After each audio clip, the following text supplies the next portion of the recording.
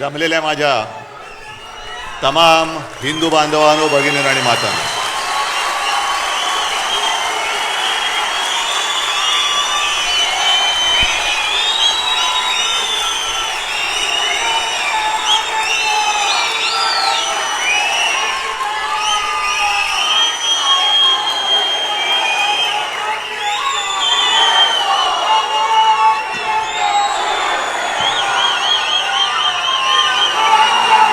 तुमच्याशी काय बोलायचं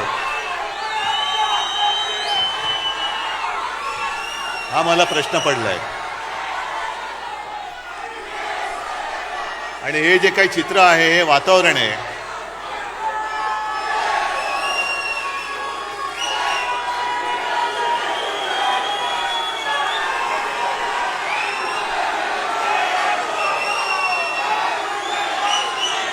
हे वातावरण मला नाही वाटत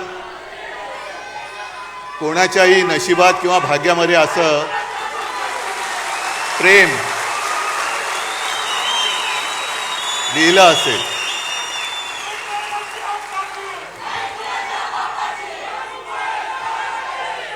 अर्थात ही माझी पुण्याई नाही, ही माझ्या पूर्वजांची पुण्याई आणि तुमच्या सगळ्यांचं आतोनात प्रेम. मला वाटतं मी आता यापुढे भाषण केलं नाही आणि नुसतं आता तुम्ही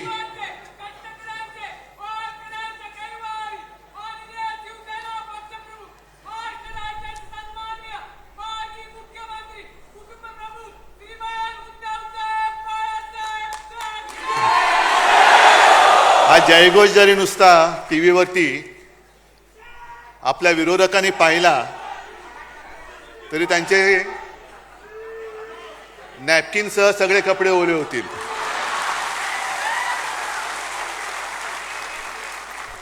आणि त्यांना एक प्रश्न पडेल की एवढं सगळं केलं, एवढी माणसं फोडली, चिन्ह चोरलं, वडील चोरले, पक्ष फोडला, तरी शिवसेना संपत कशी नाही? हा उद्धव ठाकरे संपत कसा नाही? कारण त्यांना कल्पना नाहीये की शिवसेना प्रमुखांनी रक्त आटवून, विचार पेरून हे एक शिवसेना नावाचं वादळ निर्माण केलेलं आहे.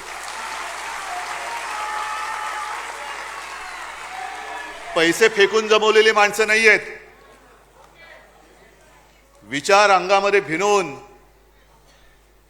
कट्टर हिंदुत्वनिष्ठ महाराष्ट्र धर्म पाळणारे शिवसैनिक आहेत.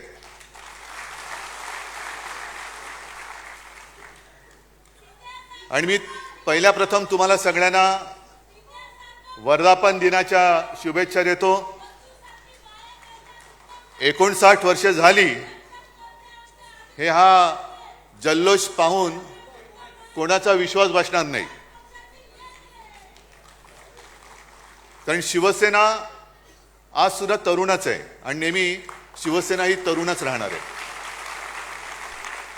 जो उल्लेख संजय राऊत आपण केला, पहिला मेळावा हा शिवतीर्थावरती झाला होता. प्रचंड शिवाजी पार्क भरलं होतं. म्हणजे आता जे काय म्हणजे पैसा फेको तमाशा देखो असं आता होणार आहे तिकडे, चोरांचा बाजार, तसं तेव्हा काहीच नव्हतं. म्हणजे तुम्हाला सगळ्यांना कल्पना आहे की काही जणांनी शिवसेना प्रमुखांना सांगितलेलं की एकदम शिवाजी पार्कात सभा घेण्याचा मूर्खपणा करू नका. पहिला एक हॉल घ्या, मग एक मैदान घ्या, मग हळूहळू टप्प्याने शिवाजी पार्क. शिवसेना प्रमुख म्हणाले काय व्हायचं ते होईल, एकतरी लोक तरी वेडे नाही तर मी तरी वेडा. दोघंही वेडे ठरले नाहीत. आणि शिवाजी पार्क तुडुंब भरून ओसंडून वाहत होतं. माझे आजोबा व्यासपीठावरती होते, शिवसेना प्रमुख होते, आणि मी माझ्या माच्या मांडीवरती समोर मैदानात बसलो होतो, मांडी घालून. म्हणजे आज ज्यांना काही दाढी फुटल्या आणि दाढी खाजवत आहेत ते कुठे असतील मला कल्पना नाही.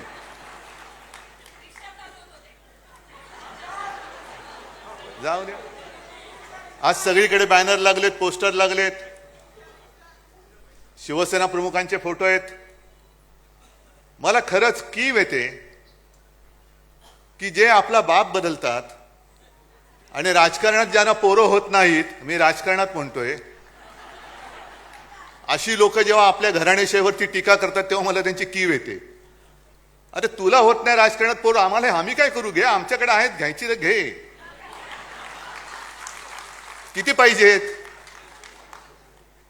कारण भारतीय जनता पक्ष असाच आहे.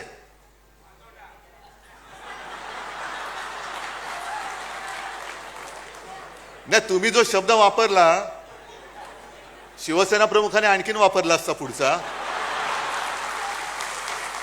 पण ते सत्य आहे. आपण सत्य नाकारतो का कधी? त्याच्यामुळे हे सत्य त्यांनी स्वीकारलं पाहिजे की त्यांना आजपर्यंत कधी पोरं नाही झाली, म्हणून दुसरे नेते हे स्वीकारायचे, ते मोठे करायचे. म्हणजे दुर्दैव असं की ज्या सरदार वल्लभभाई पटेलांनी संघावरती बंदी आणली होती, त्याच पटेलांना नेता म्हणून त्यांचा जगातला सर्वोत्तम म्हणजे सगळ्यात उंच पुतळा बांधण्याची पाळी यांच्यावरती आली. हे यांचं कर्तृत्व. आणि आपल्याला शिकवत आहेत हिंदुत्व. ठीक आहे, आजच्या सुद्धा आपल्या वर्धापन दिनावरती भाजपची काही पाळलेली बेडकं ही डराडोराव करतील.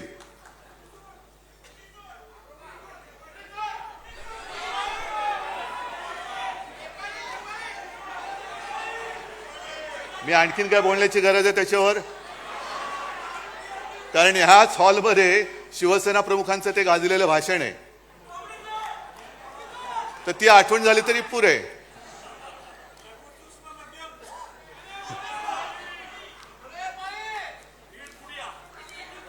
तुम्ही असं बोलायला लागलं, मला पुढे काय बोलायचं ते सुचत नाही, कारण मला डोळ्यासमोर सगळे यायला लागतात.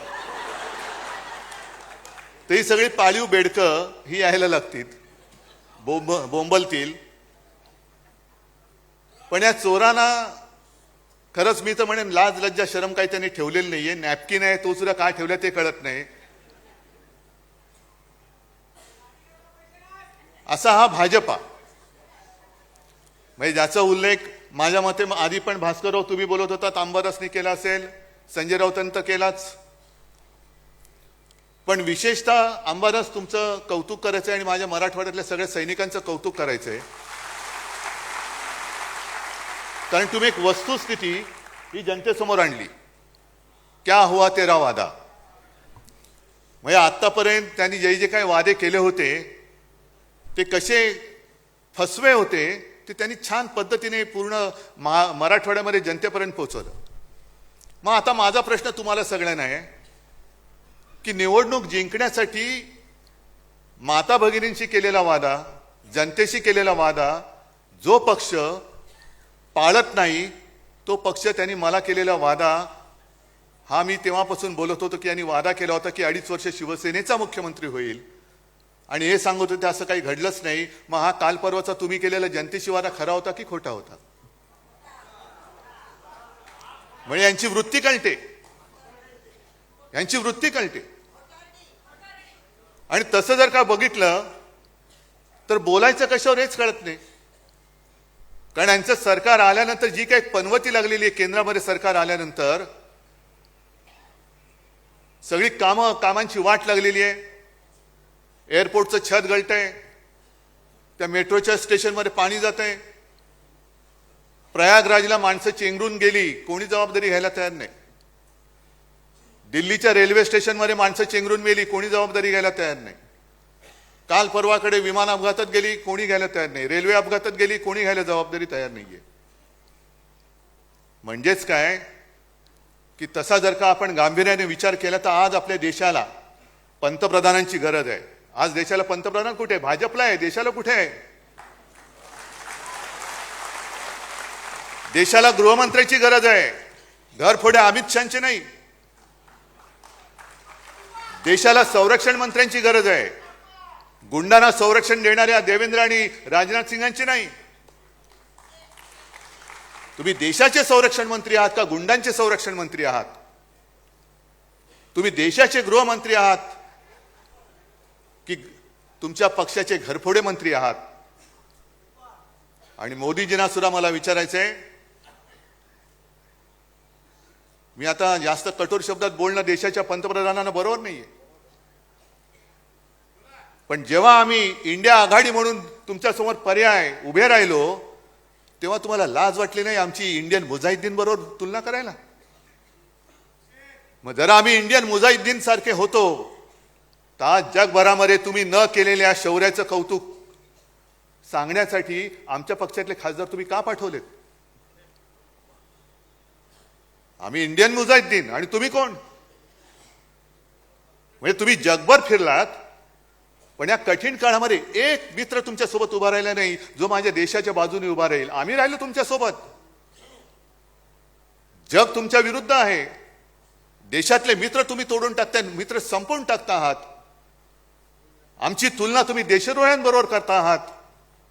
आणि मग जेव्हा संकट आल्यानंतर आमचेच खासदार तुम्ही देश जगभरामध्ये पाठवताय. आम्ही काय केलं हे सांगायला? आम्ही विसरून गेलो नव्हे. मी मुख्यमंत्री होतो त्यावेळेला देखील ते डोकलाम झालं होतं. तेव्हाही आपली हीच भूमिका होती की प्रधानमंत्री जी जो आपको सही लगे आप करो, हम आपके साथ है. आता सुद्धा आपली हीच भूमिका होती.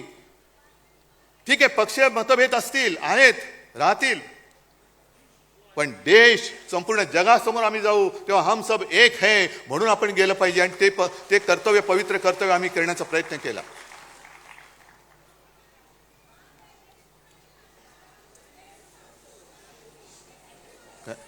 नाही ठीक आहे, जरा थांब. हे पवित्र कर्तव्य आम्ही केलं. आणि दुसरं त्यांनी जे काय केलं, यांना नावं बरी सुचतात. ऑपरेशन सिंदूर, घरोघरी जाऊन हे सिंदूर वाटणार होते. कोण वाटणार सिंदूर? हे सगळे भ्रष्ट गुंड हे माझ्या माता भगिनींना जाऊन तो पवित्र सिंदूर वाटणार? म्हणजे ज्यांना जोड्याने हाणलं पाहिजे असे भ्रष्ट भाजपवाले माझ्या माता भगिनींना जाऊन सिंदूर वाटणार आणि ते काय सिंदूर त्यांच्याकडनं घेणार असं वाटलं त्यांना? आम्ही जेव्हा हिंदुत्वाची व्याख्या करतो तेव्हा शिवसेना प्रमुखांनी आम्हाला सांगितलंय की माझं हिंदुत्व म्हणजे राष्ट्रीयत्व आहे. आम्ही हिंदू धर्म मानतोच आहोतच, पण त्याच बरोबरीने राष्ट्र धर्म सुद्धा पाळणारे आम्ही कट्टर देशाभिमानी हिंदू आहोत. हा देश जो आपला मानतो, या देशासाठी जो मरायला तयार आहे तो आमचा आहे. जातपात धर्म त्याचा आम्ही नंतर बघू, पण हा देश जो आपला मानतो आणि या देशासाठी तो वाटेल ती कुर्बानी द्यायला तयार आहे, तो कोणी असला तरी तो आमचा आहे. मग मला मोदींना विचारायचं आहे,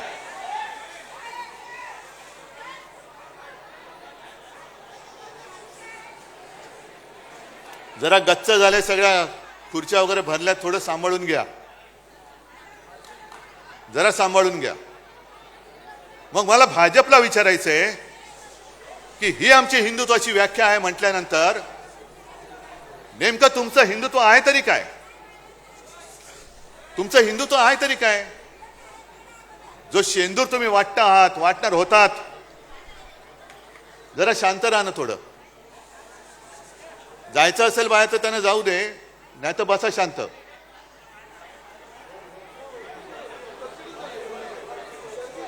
गर्दी झाली, जरा थोडा हा वरती दारात, इकडे खाली काय नाही, वरती गर्दी झाली,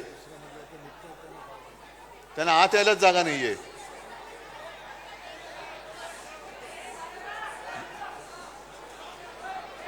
जरा खाली नाही तर इकडे कुठे जागा असेल तर बघा.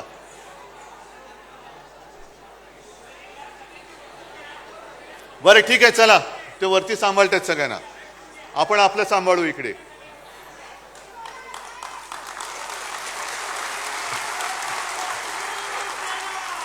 जे मी तुम्हाला सांगत होतो की आपलं हिंदुत्व हे काय आहे हे एकदा सांगितल्यानंतर भाजपवाल्यांना मी प्रश्न विचारतोय, तुमचं हिंदुत्व म्हणजे नेमकं आहे तरी काय? आम्हाला तुम्ही सांगतात आम्ही हिंदुत्व सोडलं, हिंदुत्व सोडलं, मग तुम्ही काय सोडलंय? कारण मध्येच कधीतरी जाऊन तुम्ही मशिदीमध्ये सौगात वाटता, मध्येच कधीतरी तुमच्या डोक्यात काहीतरी येतं, घराघरामध्ये जाऊन सेंदूर वाटायचा. आणि तो सेंदूर कोण वाटणार? तो नालायक, तो एक मंत्री कोण, विजय शहा, ज्याला खरंच भर रस्त्यामध्ये चापतानी फोडला पाहिजे, त्याच्यावरती भाजप अजून काही कारवाई करत नाही. त्या सोफिया कुरेशी ज्या आपल्या भगिनी आहेत, एक काय आपल्याला गर्व वाटला त्यावेळेला की एक महिला आपल्या लष्करामध्ये मोठ्या पदावर पोहोचली आणि ती बाणेदारपणाने आपली बाजू मांडते. त्या सोफिया कुरेशीना जो विजय शहा पाकिस्तान की बहन म्हणतो, आतंकवाद्यांची बहन म्हणतो, ही अशी नालायक औलाद भाजपमध्ये आहे. आणि या भाजपकडनं आपण देश सुधारण्याची आशा करतो. देश सुधारणार आहे. मग तुम्हाला एवढं सुद्धा कळत नाही. एक तरी इतर वेळेला शेपट्या घालून आत बसणार. तुम्ही सैन्याचे पाय तर बांधलेच, नाही तर सैन्याने धडक दिली होती, आजपर्यंत आपण पाकिस्तान घेतलाही असता. पण ट्रम्पचा फोन आल्यानंतर हे युक्रेन का वॉर रुकवा दी पापा, वॉर रुकवा दी पापा, ती जाहिरात होती ना, आपण पण केली होती. पण ट्रम्पचा फोन आल्यानंतर यांचा आवाजच गेला. काय करायचे ते असे प्रधानमंत्री, काय करायचे तसे गृहमंत्री. संजय राऊत, तुम्ही जो प्रश्न विचारला तो बरोबर आहे की ते 4 अतिरेकी आतमध्ये आले कसे. संरक्षण मंत्री काय करतायत, गृहमंत्री काय करतायत. खाडखाड गोळ्या घालून आपले पर्यटक तिकडे जे गेले होते त्यांना गोळ्या घालून मारणारे अतिरेकी गेले कुठे. पाताळात गेले, आकाशात गेले का भाजपात गेले. अजून मिळत कसे नाहीत सांगता येत नाही त्यांना. गेलेही असतील, घेतलेही असतील. कारण आता फक्त दाऊदला घ्यायचं बाकी राहिलेलं आहे, बाकी सगळं झालेलं आहे. आणि जसं आपण सदस्य नोंदणी करतो, कुठे करतो आपण, घरोघरी जातो, आपल्या शाखेमध्ये करतो, काही ठिकाणी पब्लिक प्लेस असतात तिकडे करतो, बरोबर ना. पण मला आता कोणीतरी सांगितले की भाजपने आता नवीन सुरू केले, जेलच्या तुरुंगाच्या दरवाजाच्या बाहेर त्यांनी स्टॉल टाकलेत. इथे येतो का तिथे जातो. म्हणजे काय, किती लोकांना बदनाम करायचं, आयुष्यातून उठवायचं, भ्रष्टाचारी म्हणून बोंबाबोंब करायची, संपूर्ण कुटुंबाला बदनाम करायचं, मग त्याच्या मागे SIT लावायची. आता बघू ना, ज्या ज्या गोष्टी या भाजपवाल्यांनी तेव्हा अगदी देवेंद्र फडणवीसांनी सांगितलं होतं, SIT लावू, हे लावू, ते लावू. मग SITची काय तुमची ST झाली, सगळ्यांनी घेऊन जाणारी. आता बघूया.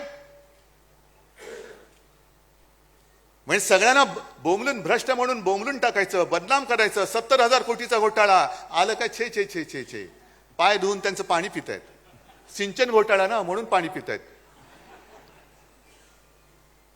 अशी संपूर्णपणे या देशाची वाट लावली यांनी. आणि आता शिवसेना संपवायचं स्वप्न बघतायत. अरे तुम्ही किती स्वप्न बघा, शिवसेना तुम्हाला संपवून, तुमच्या सगळ्या भ्रष्टाचारांना खतम करून, तुमच्या छाताडावरती न्याय भगवला तर शिवसेना म्हणून नाव नाही सांगणार. फक्त एक गोष्ट लक्षात ठेवा की आपल्याला आता भांडून चालणार नाही. आपल्याला म्हणजे आपल्यात नाही, पण भाजपची जी काही एक नीती आहे, त्यांनी विधानसभेच्या वेळेला एक ती नारा दिला होता, बटेंगे तो कटेंगे.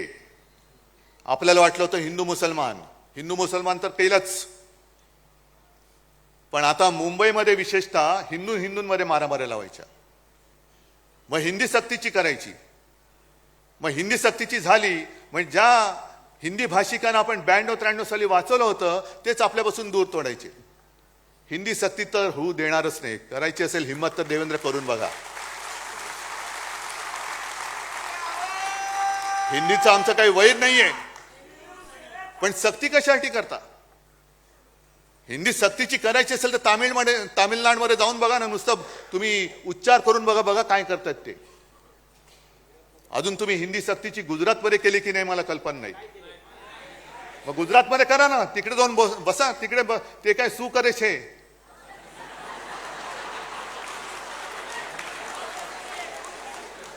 म्हणजे ते मराठीत त्याचा अर्थ वेगळा होतो, हिंदीत काय होतो मला माहिती नाही. पण इकडे आपल्याला भांडवट ठेवायचं, भांडा हिंदी सक्तीची. म्हणजे काय झालं की अगदी निवडणुकीच्या तोंडावरती आपण मुंबईकर सगळे एकत्र राहतोय, ते मराठी अमराठीमध्ये झगडा, मग त्याच्यावरनं आपण भांडत बसायचं. आणि एकदा का आपण भांडायला लागलो काय भ्रष्टाचार करायला मोकळे. आता ज्या काही बातम्या येत आहेत, म्हणजे काय काय बातम्या तर त्या महिलांवरती होणाऱ्या अत्याचाराच्या, त्यांच्या हत्येच्या वाचवत पण नाहीये. पण त्या बातम्या रोज देत बसायच्या. आणि ह्यांच्या येणाऱ्या बातम्या ह्या दाबून टाकायच्या. एक 8-15 दिवसापूर्वी एक बातमी आली होती, किती जणांच्या लक्षात आहे? या मिंद्याच्या काळामध्ये 3,000 कोटींनी जास्त असलेले टेंडर सुप्रीम कोर्टाने रद्द केलं होतं. किती लोकांना माहिती आहे? 3,000 कोटी रुपये गेले कुठे? गेले ना. मग मध्ये जो काही आपण म्हणजे आदित्यने सुद्धा प्रेस कॉन्फरन्स घेतली, आपण मोर्चा काढला होता. मुंबईमधला रस्ता घोटाळा, पैसे गेले कुठे? ते गेले. मग प्रत्येक आमच्यावरती घराणेशाहीचे आरोप करताना तुमच्या आंबरस तुम्ही तो घोटाळा काढलाय, ते एक आपल्यातनच गेलेलं तिकडे ते आहे अवलाद. त्यांनी स्वतःच्या पोरासाठी भूखंडाचं आरक्षण बदलून हॉटेल वगैरे तिकडे केलं. खैरे साहेब बरोबर ना. त्याच्यानंतर एक मंत्री आहे, त्याच्या खात्यामध्ये बदल्यांमध्ये अनियमितता आहे. एक मंत्री आहे, तो शेतकऱ्यांचा अपमानच करत सुटलेला आहे. शिक्षण खात्यामध्ये घोटाळा आहे. सगळे घोटाळे म्हणजे मध्ये एक तो जो काय फोटो आला होता, देवेंद्र फडणवीस बसलेत मध्ये आणि आजूबाजूला सगळे उपरे. मला भाजपवाल्यांची खरंच दया येते. किती किती पिढ्या तुमच्या सतरंज्या उचलण्यामध्ये घालणार आहात? आता तर सतरंजीच्या खाली गेलात तुम्ही, तुमच्यावरती उपरे नाचतायत. बस करा आता, या ना. अरे जर का तुमच्यामध्ये जरा तरी काही शिल्लक असेल स्वाभिमान अभिमान, तर द्या जुगारून या उपऱ्यांचं आणि भ्रष्ट उपऱ्यांचं हे जोखडे ते जुगारून द्या. आणि या मर्दासारखे बाहेर या. तुमची किती इंचाची छाती आहे ना, ती तुमच्या नेत्याला दाखवा. मर्द कशाला म्हणतात? पण भ्रष्टाचाराच्या बातम्या येऊ द्यायच्या नाहीत. मग हिंदी सक्तीची बसा बोंबलत तुम्ही. हिंदी सक्तीची होऊ देणार नाही, आम्ही होऊ देणार नाही, ते ठरवलेलंच आहे. पण त्याच्यामध्ये झगडत ठेवायचं. बटेंगे तो कटेंगे. मग त्याच्यामध्ये पुन्हा मराठा मराठेतर हे भांडण लावून ठेवायचं. हिंदू मुस्लिम आहेच, तो एक बेडूक ओरडतोच आहे त्याच्यामध्ये. त्याला काम तेवढंच दिलेलं आहे. अरे तुझी उंची केवढी, आवाज कसा,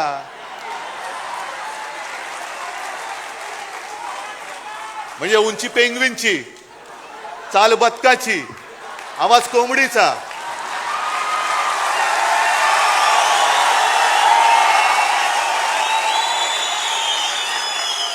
डोळे कोणासारखे माहिती नाहीत. तो जीव काय, बोलतोस काय, पार्श्वभूमी काय तुझी, वडिलांची पार्श्वभूमी काय, आणि आमच्यावरती बोलतोस. मी कोणावरती बोलतोयस? त्यांना कळू दे पहिलं नक्की. एक कोणतरी बाप ठरवा. याच भाषेत मी त्यांच्याशी बोलतोय. एक कोणतरी ठरवा. जसं आम्ही 59 वर्षाची शिवसेना झाली तरी सुद्धा आमचा नेता एकच आहे, भगवा एकच आहे, दैवत एकच आहे, विचार एकच आहे. आणि शिवसेना प्रमुखाने शिवसेनेची स्थापना केली ती महाराष्ट्राच्या मराठी माणसावरती होणाऱ्या अन्यायाचा मुकाबला करण्यासाठी केली आणि हिंदुत्वाच्या रक्षणासाठी केली. शेटजींची पालखी वाढण्यासाठी नाही केली. शेटजींचे बूट चाटण्यासाठी शिवसेनेची स्थापना नाही केली. हे त्या मिंद्याला पहिले जाऊन सांगा.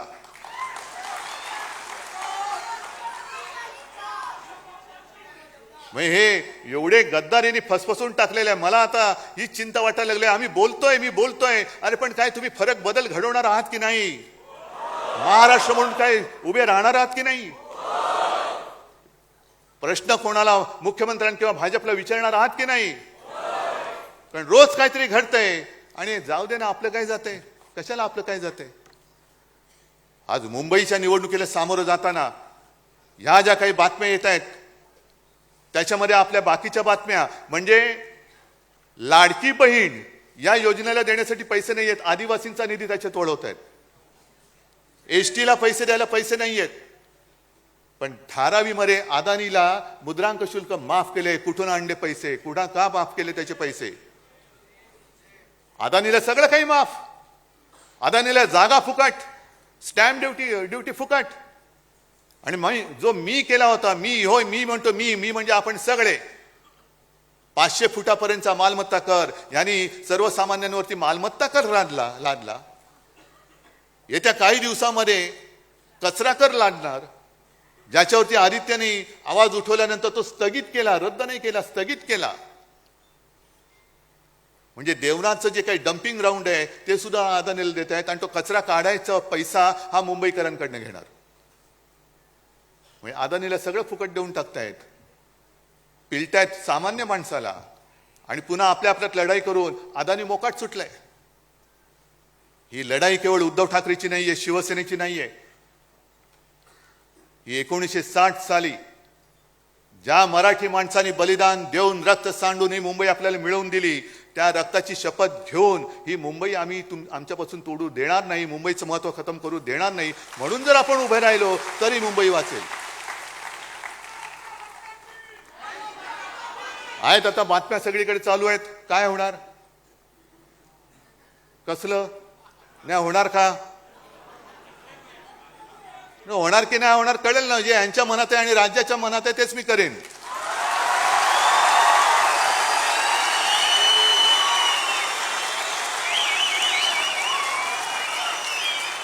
पण ते होऊ नये, ते होऊ नये. मराठी माणसाची शक्ती एकत्र येऊ नये म्हणून यांच्या मालकाचे नोकर इकडे गाठीभेटी घ्यायला लागले, हॉटेलमध्ये भेटतायत. मालकांचे नोकर तुम्ही. कारण जर का मुंबईवरती ताबा यांना मिळाला नाही आणि मुंबई परत शिवसेनेच्या ताब्यात आले, आम्ही घेणारच आहोत, आम्ही घेणारच आहोत. मुंबई जर का पुन्हा मराठी माणसाच्या ताब्यात गेली तर मालकाच्या मित्राचं कसं होणार, अदानीचं कसं होणार. त्याच्यामुळे मराठी माणसाची शक्ती एकवटता कामा नये. याच्यासाठी हे मालकाचे त्या शेटजीचे नोकर, हेच मी म्हणेन. आणि त्या नोकरांचे नोकर जे आज नालायकपणाने वर्धापन दिन साजरा करतात ते शेटजींच्या नोकराचे नोकर आहेत. म्हणून किती प्रयत्न चाललेत, होणारच नाहीत, होणारच नाही. अरे तुला काय करायचं, तुला नाही होत, आमचं आम्ही बघू ना, आम्ही बघू आमचं काय करायचं ते. पण जर तुम्हाला कोणाला वाटत असेल की तुम्ही शिवसेना प्रमुखांचा ब्रँड पुसून टाकाल तर तुमचं नामो निशाण आम्ही महाराष्ट्राच्या धर्तीवरून पुसून टाकल्याशिवाय राहणार नाही. नामो निशाण पुसून टाकू आम्ही भाजपचं या महाराष्ट्रातून. आणि आज तर मी तयारीने उभा आहे. तुमची तयारी काय मला कल्पना नाही. मी तुम्हाला एकच आठवण सांगतोय, माझी तयारी मी तुम्हाला सांगतो. 92-93 साली जेव्हा दंगा भडकला होता देशद्रोह्यांच्या विरुद्ध, तुम्हीच सगळे शिवसैनिक रस्त्यावरती उतरला होतात आणि छातीचा कोट करून मुंबई वाचवली होती. तेव्हा एक व्यक्ती आली होती बाळासाहेबांकडे, बाळासाहेब आता बस झालं, आता पुरे झालं. आता ती कोण व्यक्ती मी सांगत नाही, आज आहे ती हयात. आणि बाळासाहेबांनी सांगितलं की अरे एक पिक्चर मी पाहिला, प्रहार नावाचा. कोणाचा? नाना पाटेकर. किती जणांनी पाहिलाय? आहे ना. त्याच्यामध्ये नाना पाटेकर त्या गुंडांसमोर उभा राहतो आणि त्यांना सांगतो कम ऑन किल मी. तसं आम्ही या गद्दारांच्या समोर उभा आहे आणि सांगतोय त्यांना आम्ही कम ऑन किल मी. असेल हिंमत तरी या अंगावर, फक्त अंगावर येणार असाल तर एक गोष्ट नक्की करा. अमिताभ बच्चनचा तो पिक्चर होता ना, ॲम्ब्युलन्स घेऊन यायचा, तसा अंगावर माझ्या येणार असेल तर ॲम्ब्युलन्स घेऊन यायची. कारण येताना सरळ याल, जाताना आडवे होऊन जाल. सगळ्यांना धन्यवाद. जय हिंद, जय महाराष्ट्र. देश विदेशातील प्रत्येक घडामोडींचे लाईव्ह अपडेट मिळवण्यासाठी आता साम टीव्हीच्या सर्व सोशल मीडिया प्लॅटफॉर्मला लाईक, फॉलो आणि सबस्क्राईब करा. तसंच सर्व नोटिफिकेशनसाठी बेल आयकॉन प्रेस करायला विसरू नका.